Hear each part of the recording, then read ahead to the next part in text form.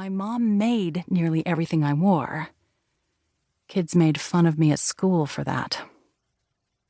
"Sutton, the button girl," they'd taunt me. "Hand-me-downs." Wasn't funny.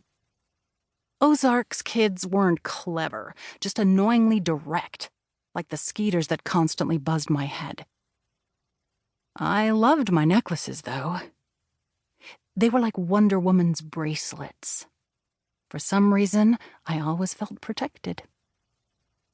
I'd finger and count every button on my necklace, waiting for my mom to answer the question I'd asked long ago.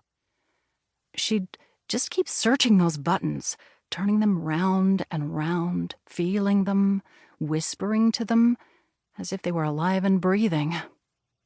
The quiet would nearly undo me. A girl should have music and friends' laughter be the soundtrack of her life, not the clink of buttons and rush of the creek. Most times I'd spin my button necklace a few times, counting upward of 60 before my mom would answer. "Alive," she'd finally say, voice firm, without looking up. "That's how we made it out. Alive. And you should feel darn lucky about that, young lady."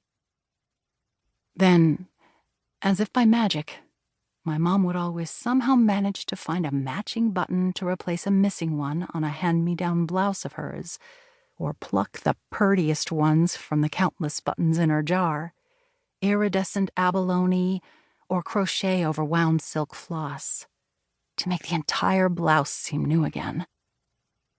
Still, she would never smile.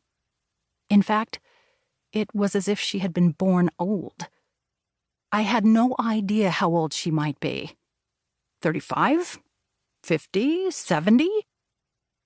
But when she'd find a beautiful button, she would hold it up to study, her gold eyes sparkling in the light from the little lamp over old Betsy, her Singer sewing machine.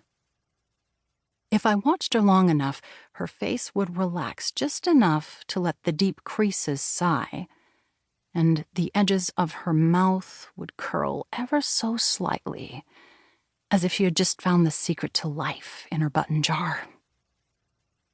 "Look at this beautiful button, Sutton," she'd say. "So many buttons in this jar. Fabric, shell, glass, metal, ceramic. All forgotten. All with a story. All from someone and somewhere. People don't give a whit about buttons anymore, but I do. They hold value, these things that just get tossed aside. Buttons are still the one thing that not only hold a garment together, but also make it truly unique." Finally, she'd look at me, right in the eye. "Lots of beauty and secrets in buttons if you just look long and hard enough." The way she said that would make my body explode in goose pimples.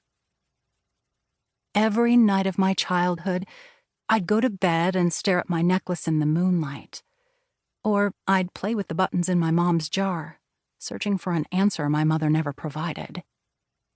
Even today, when I design a beautiful dress with pretty old-fashioned buttons, I think of my mom and how the littlest of things can hold us together.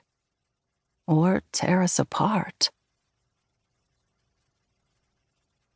1. Bumble bunching. That annoying tangled loop of stitching on the bobbin side of the fabric. That is a result of improper tension applied to the sewing machine. Spring 2020. The Ozarks. I spin my button necklace, the blue one, my mother's favorite color. There are 30 buttons in varying shades of blue on this simple necklace. Same number of days as this month of April. I know every button on it.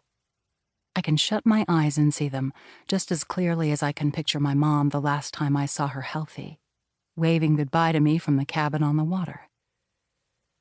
I shut my eyes. Midnight blue, I think. I open my eyes and smile. The 17th button going clockwise from the clasp is midnight blue, the color of Lake Michigan.